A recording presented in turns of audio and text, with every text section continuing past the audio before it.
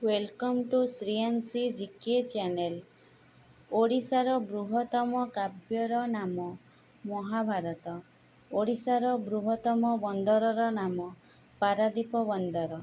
ଓଡ଼ିଶାର ବୃହତ୍ତମ ସହରର ନାମ ଭୁବନେଶ୍ୱର। ଓଡ଼ିଶାର ବୃହତ୍ତମ ନଦୀର ନାମ ମହାନଦୀ। ଓଡ଼ିଶାର ବୃହତ୍ତମ ହ୍ରଦର ନାମ ଚିଲିକା। ଓଡ଼ିଶାର ବୃହତ୍ତମ ମଠର ନାମ ଏମାର ମଠ, ପୁରୀରେ ଅବସ୍ଥିତ।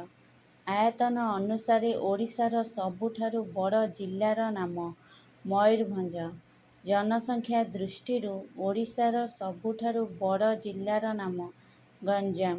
ଓଡ଼ିଶାର ସବୁଠାରୁ ଉଚ୍ଚ ବିଦ୍ୟାଳୟର ନାମ ରାଣୀହାଟ ଉଚ୍ଚ ବିଦ୍ୟାଳୟ, କଟକରେ ଅବସ୍ଥିତ।